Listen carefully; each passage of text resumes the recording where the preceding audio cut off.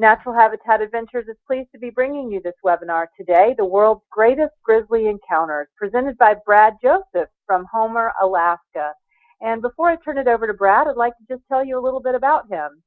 Brad is a naturalist interpreter specializing in bear biology and ecology in the North Country. He attended the University of Alaska Fairbanks, graduating with a BS in wildlife biology in 1999. And since then has worked as a biological research tech on various projects throughout Alaska. He has guided numerous professional photographers, photography workshops, bear viewers, and film crews on expeditions along the remote coast of Katmai National Park for the last 11 years, as well as Churchill, Manitoba for the past 6 years. And in addition to being a bear junkie and wildlife photographer, Brad's hobbies include botany, gardening, bird watching, and volunteering with the Homer, Alaska Volunteer Fire Department as an EMT. Brad's love of wildlife has led him on numerous solo adventures throughout the world, including trips to Borneo, Central America, the Amazon, China, Africa, Sri Lanka, and India. So we're really lucky to catch you at home today in Homer, Brad, and I'm looking forward to hearing more about this topic. So take it away. Okay, thanks guys. Here I am. I don't know whether to tell you guys this or not because it makes me sound really old, but I forgot to update the number of years I've been doing this stuff. It's actually 16 for guiding in Katmai, and I think it's 10 or 11 for Churchill. So, yep, there I am. You can start seeing some gray hairs in the beard. But yeah, I'm a career naturalist guide right now for Natural Habitat. I'm very, very happy. I've got the perfect job. I can spend my time hanging out with people, showing them what I love, which is, mostly bears and other wildlife and scenery. Natural Habitat's given me an awesome job, awesome career. They're a great company to work for. I'm super proud. And it's the perfect job for someone like me, who was a classic ADD kid, and I get to switch gears all the time. I just got back about 7 days ago from guiding trips in China for a month. That's another one of my favorite babies. You can hear about it. It's another time. And then in just a few days, I don't really head north, but I head due east to Churchill for a month of guiding polar bear trips. I'm getting very excited about that. So I'm always shifting gears. And sometimes in the midwinter, you can find me back in Churchill again, teaching people how to photograph the aurora in Churchill, which is the best place on Earth to see the aurora. Anyway, but all of it started for me on the coast of Katmai National Park on the Alaska Peninsula. I moved to Alaska mostly, almost entirely, to be closer to grizzlies. I spent a couple years in Montana, but I left because there weren't enough bears. They draw me in like a magnet, and they always have ever since I was a little boy. So yeah, and I think right now, so they drew me in for a number of reasons I'll talk about in a few minutes. But now my interest has pretty much focused on, I guess, my life goal or mission is to sort of work to help people appreciate bears. And so there's a couple reasons that I'll explain, but my job is perfect for that. It's to help people appreciate them, to put a value on them, so that we decide we like to have them around and we can serve them. So I've been, like I said, drawn to grizzlies since I was, about the time little boys start playing with trucks and soldiers and guns and stuff. I had no interest in that. But bears, grizzlies, big animals, as a little boy, I was always fascinated. And the grizzlies all fascinated me the most out of any other animal on Earth. So I've always had a special love, passion, interest, even call it an obsession with grizzlies. Why? I guess probably it started out, as it does for many people, just this fascination by the most powerful, dominant, maybe ferocious, intimidating animal on the continent. Of course, that draws in little boys, little guys. And I think humans are just fascinated by what's scary, what intimidates them. And they are intimidating. I admire them for that. I always have and always will. But I think that the main reason that we can do this is because we've learned that bears can be dangerous if you treat them without respect, and they don't like that. They'll push back. But if you treat them with respect, they're one of the most amazing animals to see, to learn about, to even spend time with. And people are afraid of them, and they intimidate people. But on the other hand, they draw people in. I think in a way that animals are cute, cuddly, funny, and just kind of the opposite of the scary reputation. People love mother bears with cubs, almost as much or more than any other animal. Mothers and cubs. Bear cubs are funny. They're cute. They're animated. They are just the ultimate cool little critter, cool baby animal. And watching an animal like a mother bear, so formidable, large, strong, powerful, intimidating, take care and love and nurture these tiny little cubs is an amazing thing. I think every mother out there has a special place in their heart for mother bears, and as they raise their cubs through tremendous odds in some of the harshest places on Earth. These bears where I work, I record personally up to 90% mortality of cubs the first year. Yet these females, they persevere and they do what they can, and it's awesome to watch the process. I personally am very, very fascinated by bears because of their intelligence level. They're far smarter than most people think they are. And picture the smartest dog. They're far smarter than that. There's been studies done to show that when it comes to certain things, different animals have different intelligence levels based on what they've evolved to do. But when it comes to food-related puzzles, bears have an intellect that is just as good, just as high as the great apes. I could sit here and tell you stories for hours, which is a lot of times what I do on my trips, about feats of bear intelligence that I've witnessed in the field. So unfortunately, I don't have time for any of those stories right now because they're all pretty long.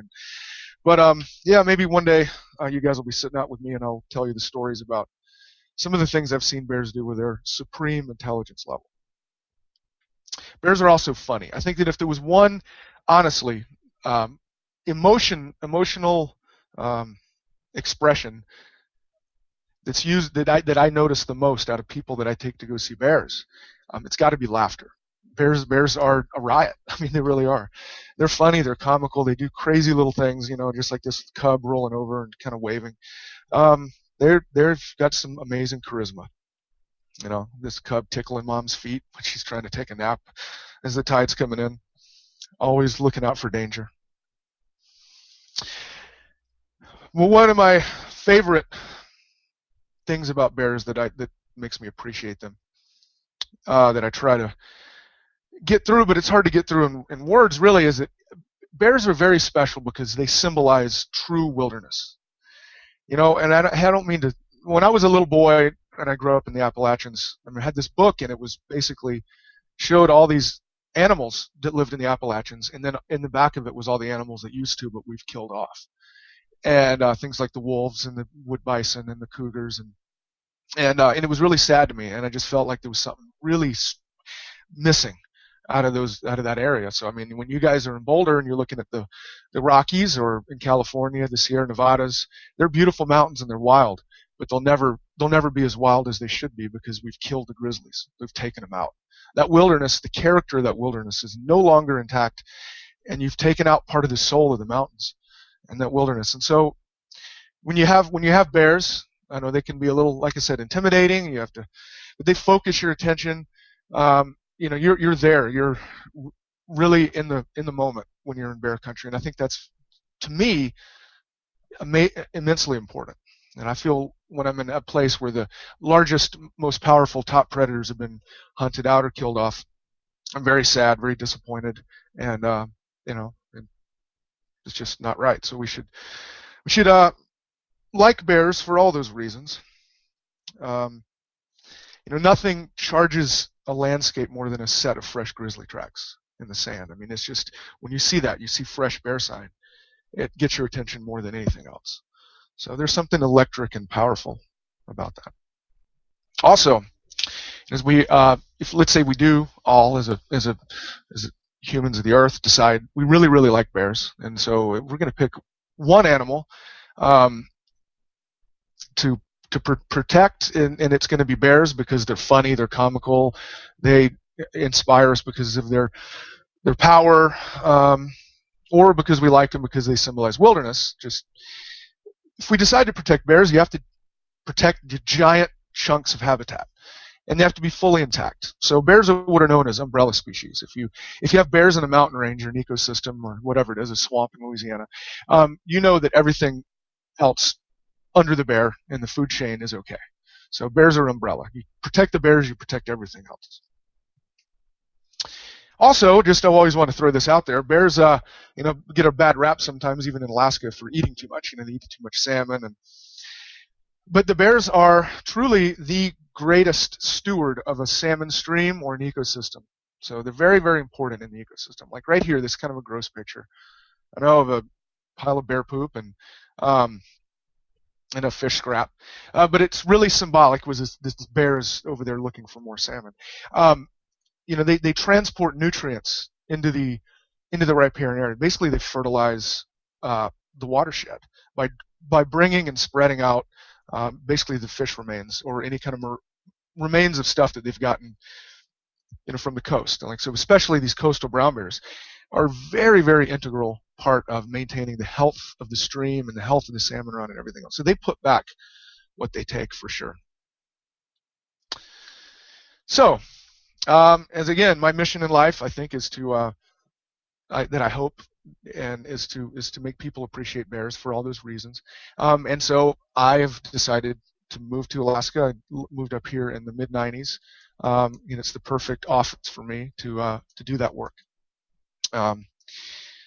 So here, this is Anchorage here. I went to school in Fairbanks up there. I've traveled all over Alaska. It takes a lifetime to see it, and unless you're a billionaire, you can never see it unless you have lots of cool jobs. And I've worked in many cool jobs in the wilderness in Alaska, seen all of the state.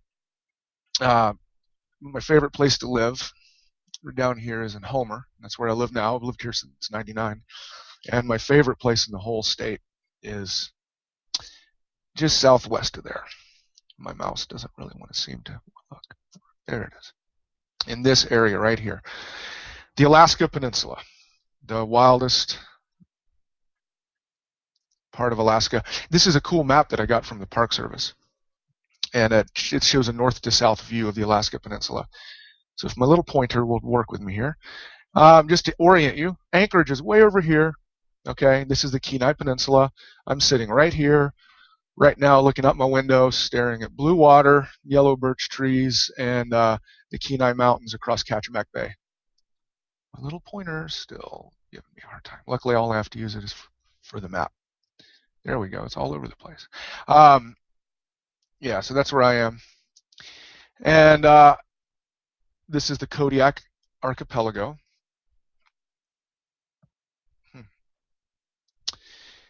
And this is the area where we run our trips that I'm going to talk about. It's right in here is the coast of Katmai National Park. I'm going to zoom in on this map here just to focus on that region there. That's where what I'm going to be talking about today. So just notice these chain of mountains. This is the second most volcanic region on Earth, next to Indonesia. And that's really why Katmai exists today.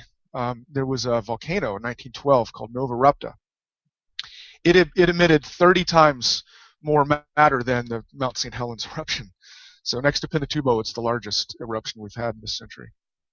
And just actually just celebrated its 100-year anniversary. It created what was called the Valley 10,000 Smokes. And so in 1918, this amazing geological feature prompted it to be set aside as a national monument. And since then, it was expanded in the 1980s with the Nilka, and now it's basically Katmai National Park and Preserve, which is about twice the size of Yellowstone. It is 6,400 square miles, or 4 million acres. So that's a pretty giant chunk of land. Of course, when you get outside of those borders, you've just got more protected area, more federal land, more wilderness. So it's what I would say is the most as intact as any ecosystem on Earth. It's heavily guarded by the natural forces. It's not a place that humans can just get to easily. It looks so close to Kodiak and the Kenai Peninsula on this map, but to get out here, you have to either take a boat or an airplane. So you have to charter an airplane that either lands on the water or the beach, and that's going to take an hour and a half. For a boat, for the boat we use, if I leave here in Homer, it's so close yet so far away. It takes us about 18 to 20 hours to get from Homer down to Katmai Coast. So of course we don't do that on the trip. We keep the boat out there. I just don't want to confuse you guys, but it's remote. There's no roads out there. It's wild, wild country. Like I said, originally set aside for the geological features, but now it really is famous for its high density of bears, as dense as any bear population anywhere. So coastal brown bears. I call them coastal grizzlies because a lot of people get brown bears confused with other different brown bears like the brown phase or the black bear and stuff. So they're grizzlies, the same species, but they live on the coast, which makes them twice as large. Now, the bears in Katmai are exceptional for one reason. They basically have not been harassed by humans. So definitely since the 50s, and in some ways earlier than that, humans haven't hunted these bears. And these bears, this area is so vast that they will never in their lifetime ever wander out of the boundaries and get hunted by humans. Not in the center core area where we visit. So over the years, that and the remoteness and lack of the general public going out there and making poor mistakes, the bears have just lost. They've never really gotten a fear of humans, and that allows us to go in and view them like you can nowhere else, just on the ground, unarmed, and basically be passive observers. So we respect the bears here, and then the bears respect us, and they give us some of the most amazing wildlife encounters, viewing, photography. This is the place where I think the bears can really show their good side to humans. I mean, just right here on the Kenai Peninsula, near Anchorage, other areas, bears often show their bad side because humans treat them poorly. And so the bears, like I said, they push back, and bears get a bad reputation. But here, they can save that reputation. They can show humans, hey, if you treat us with respect, you can come out here and you can walk into my backyard. Unlike what I would be able, I could never walk into your backyard without your neighbors shooting me or calling authorities. But it's okay. If you abide by certain rules, you can go into my backyard and I'll show you my amazing life. So that's the special part about this area that I find to be, it's my favorite place on earth, really, is the coast of Katmai National Park. The best scenery, the best wildlife, and that wildlife that's there basically lets us hang out with it. So it was recently, like when I started guiding out here 16 years ago, it was nobody really heard about it, and nobody would go out there. Very few people would go out there because it was a national park. You weren't allowed at the time to carry firearms. So why would you go? Most people, why would they want to go unarmed into the highest density of brown bears on Earth? Well, you can, and so I was kind of on the cutting edge of doing that, learning how to do that, learning how to get along with the bears, and so it's really dear to my heart as I remember the early days and trying to figure it out. And that's all down to a science now, and if anything, I think that the place is too good and become too famous. And we've worked on lots of film crews, like myself and the crew of our ship are the go-to people for sure for the best bear documentaries to date. There's been many of them. So Bear Trek will be coming out soon. There was Bears of the Last Frontier on PBS. That's the Joe Pontecorvo filming for that. And then, of course, there was the Great Bear Stakeout with the BBC. And I personally didn't work on it, but then there was just recently the Disney film. All that stuff was filmed, mostly on the coast of Katmai National Park. It's because you can go take a film crew in there and sit down at eye level, and the bears basically ignore you, so you don't impact their behavior, and so you can see what they really do and film it up close and dramatic. It's such a cool place because unlike some areas where bears will concentrate, just at a couple weeks a year or something to maximize on a food source that's only around temporarily, like say a big waterfall. These bears on the coast where we explore, they basically are residents, and instead of migrating as much as a lot of other bears do, to find food sources here and there. They make do with what they've got in a certain area, and that's all kind of tied to the ocean. So it's fascinating to watch these bears that have this intimate knowledge of the coastal region and the tides and different food sources. They live here, and they basically, you can find them from May all the way up until late October.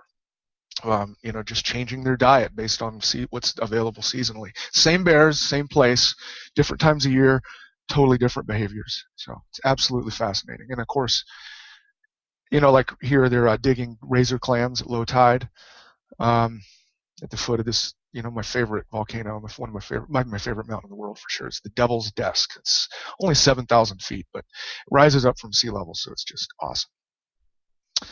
Yeah, digging razor clams. The Katmai Coast bears are famous for this. It's very difficult and there's a lot of clams out there, but you'd never be able to dig one with your hands. It's special skill. Bears have figured it out, like they figure out so much how to make a living in this place where the food is available for just a short period of time in the year.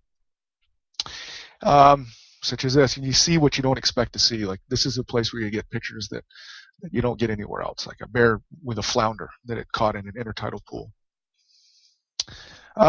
During high tide, the river mouths of these glacial rivers, they back up with salt water, so it creates intertidal meadows, which is very, very, very nutritious for the bears. And so before the salmon come in, the bears have great stuff to eat, clams and sedges. And during that period, it's great to be able to, people say, well, what would it be like to see bears without the salmon? Isn't that the whole point of seeing brown bears? Yeah, this salmon's awesome. Seeing the salmon, and I will talk about that later. But when they're not so focused on salmon, you get to see incredible behaviors of them basically hanging out, eating grass, socializing, and you get to see a different side of the bears that people don't even know exist. And we're just lucky enough that these bears are not afraid of humans, and they happen to spend June in these wide open meadows, so we get to watch behaviors that you don't see anywhere else, like mating season. The mating behaviors, I have a whole hour talk, and I can hardly even cover everything. Talk about the amazing behaviors with bear reproduction. It's my favorite thing about bears, actually, is this really complex reproduction. I can't go into it now. You'll have to get me later some other time, and I'll go into it. But fascinating behaviors, unbelievable, exciting stuff. And where this stuff happens in Yellowstone up at 10,000 feet, in some hidden valley or maybe up in the trees somewhere. This happens right out at sea level, right out in the middle. And unlike other parts of Alaska where the big boars, the big male bears, are afraid of people because they're hunted, here, not even the big giant males are afraid of humans. So we can sit on a log and watch stuff and learn about these bears' reproductive life history like can't nowhere else. Incredible, the competition that goes on between females competing over the most dominant males, definitely, obviously, the most dominant males competing over females that can turn violent. So you have the largest bears in the world battling over, well, okay, I want to be totally clear. Yeah, they're just a little smaller than polar bears, but these enormous, land carnivores battling over females. That's incredible. So there's no salmon running this time of year here in this area, but it's not lacking for drama and cool stuff. So yeah, but the salmon do show up about the time where mating season winds down, and the bears start patiently waiting in all variety of watersheds. And we have a very, very, after 16 years, a very good handle on what fish will show up when, and that's why they're using the mobility of our boat. We can be at the right place at the right time, and of course, as you're fishing for salmon with these amazing backdrops all the time. And the bears will concentrate in high numbers, and you get to see some pretty intense social interactions. A lot of this stuff, when the social interactions, I put my still camera down and get my video camera up. I'll show you how to look at some of my bear videos that I've collected over the years. Watching bears fish for salmon is like watching nature's greatest athlete in its biggest Olympic event. The speed, the power, also just their technique of learning how to catch these salmon. These salmon are not easy to catch. These are coming right out of the ocean. They're not spawned out and dead. The salmon where we are in the river deltas, and it's high action because these are salmon that are healthy and fast, and they're coming up and they want to spawn, and the bears have to go full out to get these fish, and so it's pretty amazing. This is the salmon are really what the reason why there's so many bears here and why the bears are so large. Is most grizzlies in other areas, they eat about 80% vegetation. 80% of the total diet of these brown bears is in the form of meat, as salmon. So that's why they get twice as large as Denali grizzlies or Yellowstone or glacier grizzly bears or Arctic grizzlies.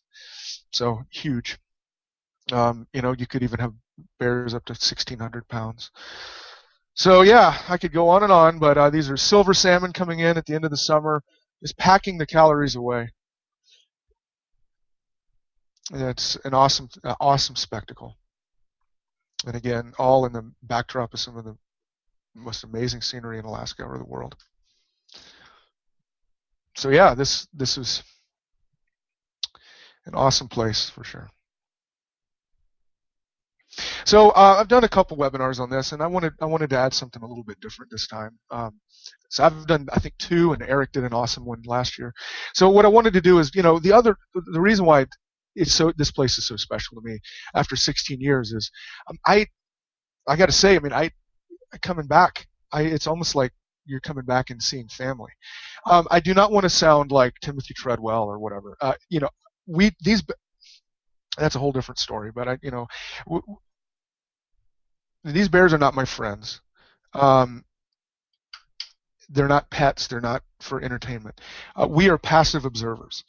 But the most amazing thing about these bears here and what we're able, after this many years of watching the same ones, is we know their life histories, their personalities. They all have different characters. They're all unique individuals, and some of them have become quite famous. And so it's very difficult. I don't want to anthropomorphize the bears by putting a human name on them, but you can't. You can't really appreciate the fact that they're all individuals in their personal life histories without naming them. So we have named them. I know it's a issue that can go both ways and back and forth, but anyway. It is what it is.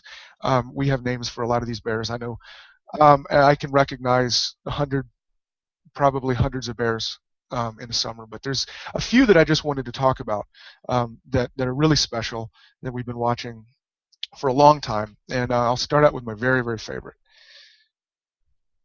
This one's Melissa.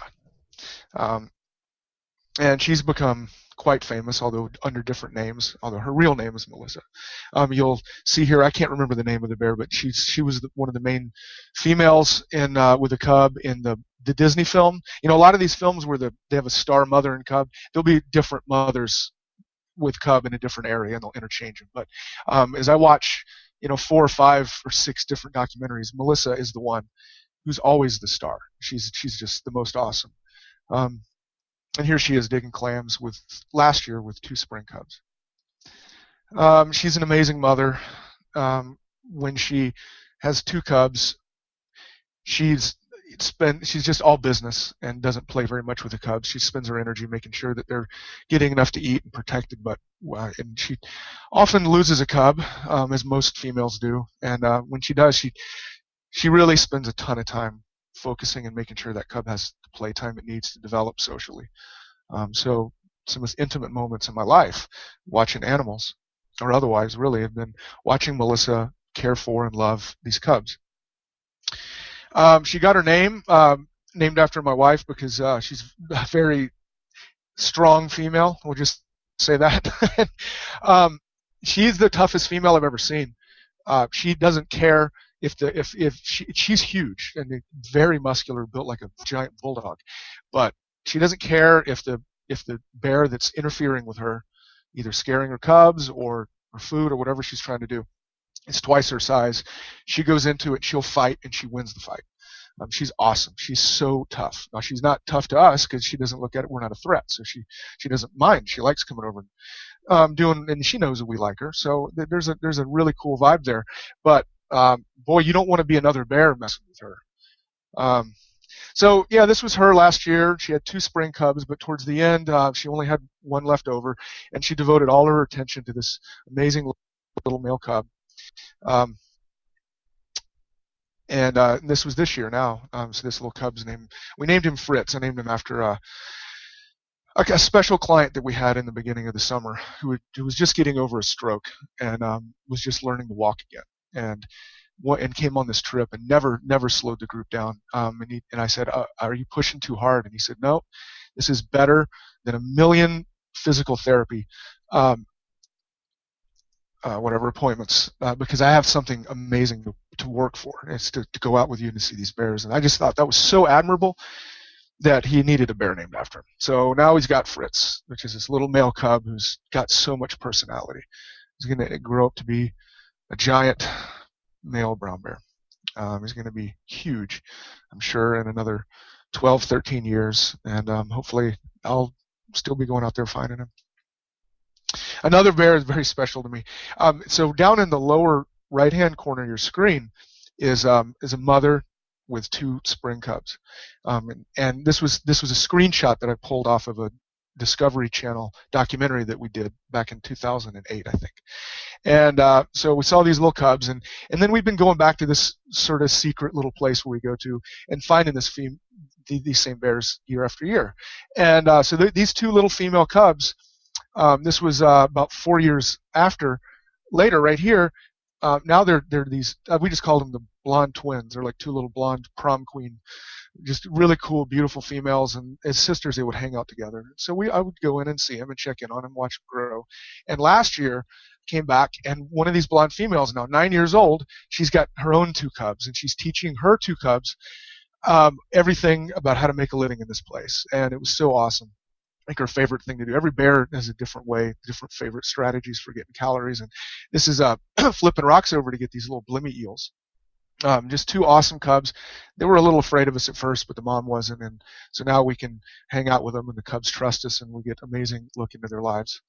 And here is these cubs looking at their Becky. Well, we actually named this bear Becky after one of the Nat Hab staff members, Becky Paul, who came out, and she was the first one to spot these mom and 2 cubs as we were riding in on the boat. So we named it Becky, and so now Becky's cubs are looking at her mother in the upper left-hand corner with their cubs, so they're kind of related in a way. So just kind of an intimate moment in the lives of these bears and the family histories. This is Becky's sister, just in case you were curious, and she's got a scar over her eye. She did not have cubs yet, but she looks just like Becky, acts just like Becky. So it's all in the family in some of these places. And of course, there's the world famous now.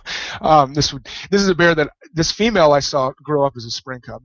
I watched her when she first came down with her mother, Paula. But it's a bear we know as Hannah. But she got a new name in the Great Bear Stakeout, and her name is Parsnip, and the little cub is Pushki. So you'll have to just watch the Great Bear Stakeout, and it's still on Discovery routinely, to see the amazing story of Pushki and Parsnip during the cub's first year of life, all the things it's gone through. And this is the cub, Pushki, doing exactly what its mom taught it to do. It's still happy, healthy, alive, with our Grizzly ship in the background. And then there's the very famous Van. It's the biggest bear I've ever seen. I would say probably 1,500 pounds. He's the most dominant bear. He's the father of most of the cubs because he gets the females when they're most receptive and keeps them until he makes sure that he is the father. And so he is an awesome bear. And he's very tolerant to people. He doesn't, I know some of the films that have portrayed him as having a bad reputation, but he doesn't. He's just the baddest bear in Alaska, in my view. And then down in the southern part, you also have these enormous bears, the big dominant males like Scarface. I've never seen him tangle with Van. He probably doesn't want to, but where he is he's the king. Other animals that make characters. We do see wolves. Some years it goes up and down. I can never guarantee that we're going to see wolves. Sometimes we see them closer than we want. But yeah, some years are amazing for wolves. Some years are less. But over the history, probably the last 5 years, we've seen wolves probably in about 80% of our Nat Hab trips down there. And some years we'll go 100% all Nat Hab trips see wolves. And some years you just can't expect it. But it's you got a good chance. And like the bears, wolves are not afraid of people like they are in the rest of the state. So they just don't look at us as an enemy, which is really a cool thing, refreshing thing. And then we watch the wolves basically watch the bears and learn how to make a living on this coastal corridor habitat, get through the summer on things like small mammals and different things from the ocean, and salmon as well. So if you ever go to my YouTube channel, you can watch a video I shot of a salmon or a wolf catching a salmon. And then I've noticed recently that the range of the wolves is expanding down into the southern part of the coast where we go, like the southern half of the park. This year, this is a wolf down in. I try to keep the names a bit of a secret. It's kind of futile, but okay. Geographic Harbor, and there was a wolf. And the wolves subsist. The reason they're so up and down their populations is because they survive on moose. And if you get a mild winter, it's too bad for them because they don't have the deep snow which bogs the moose down. So that's mild winters are bad for wolves, but it's good for moose. We don't see a lot of moose because there's so many predators that the moose numbers are kept fairly small, and so the habitat is really healthy. So the moose that are around are some of the, I would say, the biggest moose in the world. And I will say that. I mean, these are enormous, giant moose. Now they're pretty shy. They get, usually we're hanging around bears and wolves if we're lucky, and that's usually where the moose avoid. So it's not nothing like Denali for viewing moose. It's far worse than my front yard actually, but we do see some awesome moose sometimes. But it's a part. Foxes are great characters out there. Their numbers go up and down. When the wolf numbers go up, fox numbers generally go down. Foxes also learn to make a living on the coast watching these bears. And so all kinds of things. Small mammals. Foxes, again, have no fear of us. None of these animals fear us because we don't go out and hunt them. That's an important part, an important lesson. If you respect animals, they are totally different. And very, very cool to photograph and watch and learn about. So this fox found a flounder. It's almost as big as he is. Wolverine, the ultimate, the most elusive animal in probably North America, I think. I've spent so much time in Wolverine country always looking for him, but I've only seen about 8 in the wild, and they've all been on the coast of Katmai. So, of course, the odds are low even here, but we have seen them. This is an old print I took a long time ago, and then I scanned it, and there's all kinds of noise and stuff, but it doesn't matter. Like, it's like a picture of a UFO. That's a wolverine. They're amazing animals. We have it's not the best bird trip. I mean, but we do have some really cool birds that we see on the coast of Katmai. And anybody that's been out with me in June, July, early August, I've probably taken you to see my favorite family of oyster catchers, which they nest every year on this beach. And oyster catchers generally are very afraid of people, and if you see them close enough to photograph them, they start dive bombing you and screaming, and it's very hard to photograph. But these guys, for some wild reason, aren't afraid of us. And we sit down, and they come out, and their chicks walk right up to us, and they feed their chicks right in front of us. It's unbelievable. I love it. I love these little family oyster catchers that have, second guessed their own instincts and decided that we weren't harmful. Very intimate stuff. Puffins, everybody loves puffins. We have 2 species of puffin, both species. They're horned, which is right here with the white bellies, and we also have tufted puffins. Incredible. And the ever loved bald eagles, of course, everywhere there. This is bald eagles in a nest. As we transit back and forth up and down the bays looking for the best bears, we do see lots of harbor seals, sea lions, sometimes whales, and doll porpoise will often ride the bow of our ship. So that's just a very, very abbreviated introduction about bears and the coast of Katmai. But here is how we do the trip, just a little bit of the trip details. And so the trip begins. Now, like I said, we are about 16 hours from Kodiak by boat. So that's why we keep the boat out there. People land in Kodiak, and they spend a couple days in Kodiak, which is really cool, and they are taken care of and learn to appreciate Kodiak by our amazing team of Linda Himmelblum on the left and Marion Owen on the right. They're just awesome. Linda is just so enthusiastic, loves the Nat Hab program, is a very, very loyal, hardworking team member that will do anything it takes to make sure people are get the most out of Kodiak and are taken care of and are prepared when they come out to see me. She is a teacher at the local college, teaches geology. and just knows about the flowers and the history and just local life of Kodiak is just so cool. Now, Marion Owen on the right is a legend in Alaska, a legendary photographer since the 80s. Has been photographing. She's a legendary gardener. She writes articles about gardening and runs programs. I mean, I could just do an entire presentation on Marion. So you just have to meet her for sure. Very, very special part of our trips here, learning and exploring Kodiak Island. There's 7,000 years of history by the Alutiiq natives in Kodiak. There's so much to talk about. There's 6,000 people in Kodiak right now. They call it the Emerald Isle because it's the beautiful green vegetation right on the Pacific with the blue water. It was originally started as in 1791 by the Russian fur traders for the sea otter trade. In 1941, it was incorporated by the U.S. and turned into a military stronghold. So there's a really rich Russian Orthodox history, there's rich Native history, there's rich World War II history, and currently it's a fascinating place because it's such an important Coast Guard base and a commercial fishing port, and it's also just a beautiful, wild, rugged, a real Alaskan town that's off the road system. So off the RV, you got to get out when you see Alaska. You got to get off the grid to see the real thing. And Kodiak is a town of the real thing. So there's going to be a lot of attention paid to the history and amazing museums.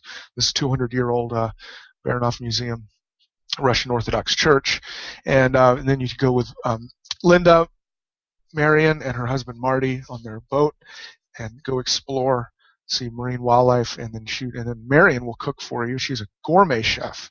Most of her food is stuff that she grew in her garden. See marine mammals like sea lions, seals, puffins on this cruise, and just explore this beautiful place. And then on the third day, you board a float plane. This is Andrew Air, and in Kodiak, and you fly for about 45 minutes. This is a picture that Marion took of me as I meet the group with a skiff, unload, and we go to our boat, which is an awesome boat. It's the original Time Bandit. It was built in the 80s specifically to fish Bering Sea crab.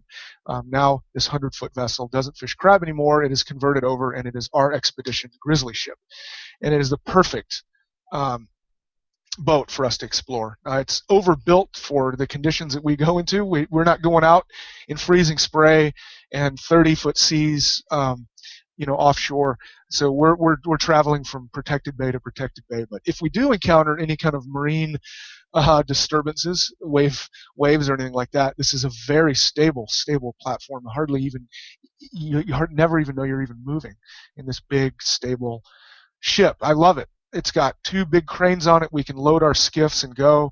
It's got lots of fresh water storage. So we load up in town in Homer here, and we go out there, and the boat stays out there all summer. It doesn't ever have to come back.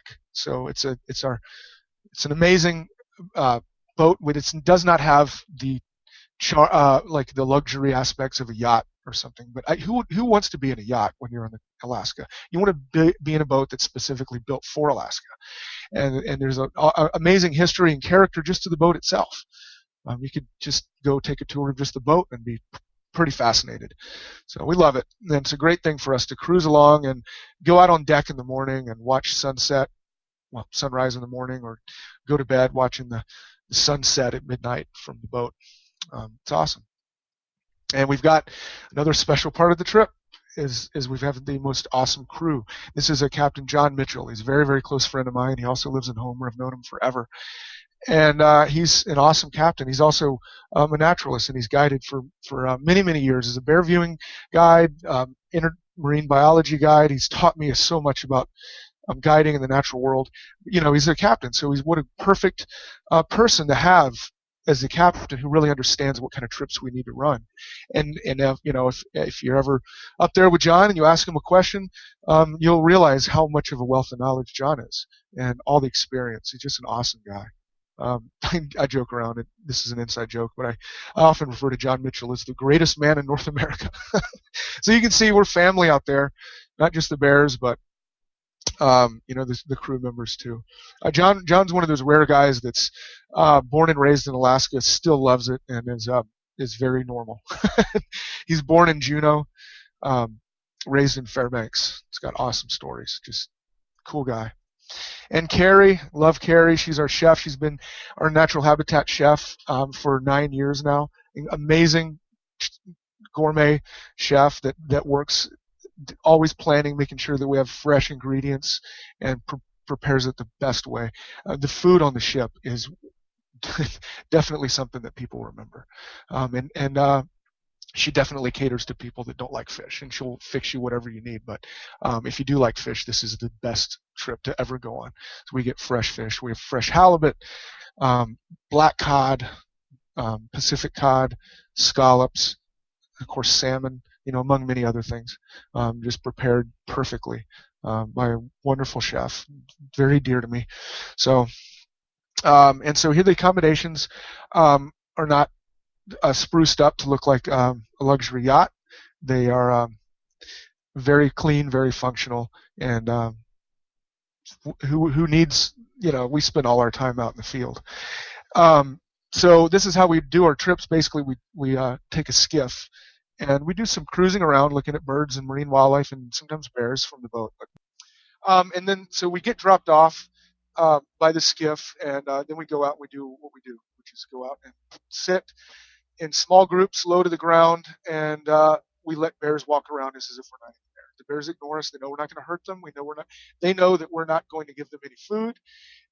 We sit down in a submissive position, low to the ground, let the bears do all the wonderful things they do, very close, and to be able to photograph and watch them at eye level, unarmed, from this low perspective, is basically allows us to have unmatched bear viewing to anywhere in the world. And the intimate, not dangerous, but I'll tell you, very exciting experiences, and some of the most awesome scenery on Earth. And so, yeah, we gear you up with the footwear you need to get from the boat to the shore and walk through these intertidal swamps and stuff where the bears are hanging out. But it's physically, I think I would say it's a moderate trip, just because you have to be agile enough to walk around places where there are no boardwalks, there are no trails. But as far as physical endurance wise, you just need to be able to walk through uneven terrain, and spend probably 9 hours a day surrounded by bears. And you'll notice, we provide these little chairs and buckets. Buckets actually, they look ridiculous, but they're awesome. They don't weigh anything, and they're indestructible. But we sit down, and sitting down makes the bears feel comfortable with us. And we don't move. We go a place, we don't approach the bears. We go sit down somewhere where I think something cool might happen. And if I play my cards right, we have bears around us. So, one of the things that I think, if you guys would like to learn more, you could go to my YouTube channel. I have lots and lots of videos. A whole bunch of videos. This is just a screenshot. Videos of, how we camp out with film crews to, I've got polar bear stuff, but, a lot of really amazing brown bear fighting and stuff like that. So you can just search Brad Josephs on YouTube, and my channel will come up. So that's another resource to see more. Also, I have a blog that I do for Natural Habitat, where I talk about everything I do with the China or polar bears photography, but the real heart of it is the bears and the wolves of Alaska, and conservation issues, things that are happening, and pictures and videos and stuff like that. So I keep people up to date on certain problems that the bears face up here, such as mismanagement by our agencies, and or potential mining operations like the Pebble Mine that we fight, and the World Wildlife also fights. Managing salmon, things like that. So that's another lots and lots and lots of material there on my blog, and it's easy. Just search Alaska bears and wolves, and it comes up pretty easy. And okay, let's see. Yeah, so hopefully I've it sparked a little bit of interest in grizzlies, and maybe even enough for you to come see them for yourself. And if you do, always remember, whenever you go on a Nat Hab trip, it's direct support to the resources that we enjoy. Like, that's why the partnership with the World Wildlife Fund exists. We give back to the resource, to the animals, and first and foremost, we want to conserve these animals. And oftentimes, putting a value on them by taking people out to see them is one of the greatest things you can do to save these species. Build appreciation for something that I don't really want North America to lose. So it's the symbol of our wilderness, and in many other ways, one of the coolest animals, the coolest animal on Earth. So thank you guys for listening. Sorry about the hum. And yep, I guess I'll be open for questions. Okay, good. Well, thanks, Brad, and I'm glad we were able to resolve that. You resolved it very quickly, so that's great. So let's see, lots of good questions here. Let's start with this one. How many people will you be taking on these trips? Our groups are limited to 8 people. We could take more or whatever, but I don't believe that I think 8 people is the perfect size, max, to go out and sit among the bears. You need a small group in order to fade into the landscape and to have the bears forget about you and have no effect on their behaviors. And we don't want to bother them, so we keep small groups. And there's just, yeah, so plenty of personal attention too, because you have a crew of 4 people, including me, and then only 8 passengers. Great. And then there was a question about how many days on the boat.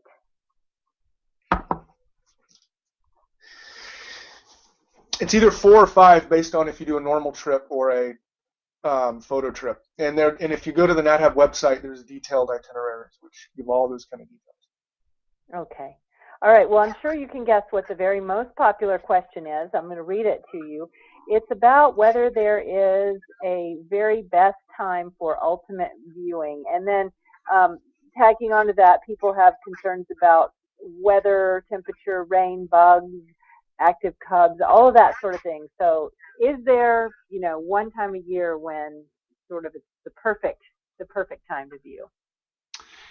I think the first thing I'll say about that is that this is definitely not a tour. This is definitely, without a doubt, an expedition. Every trip is going to be totally different based on bugs, weather, everything else. So you never know what to expect. All I know is that, except maybe the 10 times over 16 years where we just had terrible weather the whole trip, everybody loves this trip. We always see amazing things. The bears do the work, the bears and the scenery. It just depends on what you are most interested in. Mating season, do you want to see them do more socializing because they're not so focused on fishing for salmon, because maybe you've seen them fish for salmon somewhere else and you want to see the other side of the bear's world? Do you want to see early in the year when you have the bears with their winter coats, new snow on the mountains, these super verdant green meadows? Do you want to see a variety like in July where you basically see a little of everything? You see a little mating season, you see them digging clams, you see a lot of socializing, but you also see some salmon fishing if you're lucky. Or do you want to go late July up until the end of the season in mid-September where it's just full-on salmon frenzy? So to really enjoy this trip, unfortunately, you have to go on it 3 times, 3 different times a year. So no, there's no best time. It just depends on what you want to see. Okay. And as far as bugs go, this is one of the most easy trips in the whole state of Alaska for bugs, because although there are sometimes some bugs, we're right on the coast. So we have breezes, and we're usually in intertidal areas where there's brackish water, so it's not like we're in a boreal swamp of fresh water, with no wind, where the mosquitoes just are unbelievable. Like here, it's not really a factor. And the weather, you're on the coast of Alaska. It's almost always about 60 degrees in the summer. That can be a very, very hot 60 or 70 if the sun's out. It can also be a very cold 60 or 55 or 60 if it's raining and windy. So you need to be prepared for much colder temperatures just to keep you comfortable. But generally, it's if you want to escape the heat during July and you're from the lower 48 down there and you're sweltering, I guarantee you that this is going to be a refreshing change. It's just wonderful, wonderful weather in the summer. Except we do get some rain and stuff. Sometimes a lot, sometimes not much. But that's what keeps the rivers flowing for the salmon and keeps the vegetation so lush. So we just got to live with the rain sometimes. Yeah. Doesn't stop us from going to see the bears, though. We go out in the rain anyway. Good. What about mating season? What month is mating season? That's going to be during the month of June and then the first part of July. Okay. Photography. I know you are an excellent photographer. Many of these photos were yours that we saw today, and there is a question here about what a good variety, what sort of variety of lenses one should bring on a trip like this. There's going to be everything from super wide-angle scenic views or a bear that's 10 feet from you and you want to get an up-close bear in the whole landscape to, so, you know, it will bring what you got. And I think the lenses that I use that work real well for me is one, good telephoto. I have a fixed 300 f4, so it's not so big. I don't need a tripod. And I also have a wide angle, 16 to 35, is a Canon.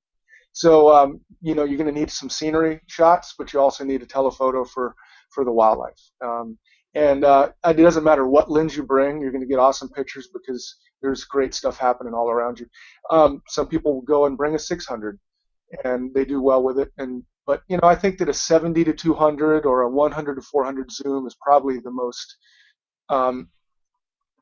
you know, probably what you would use the most on a trip like this. Okay.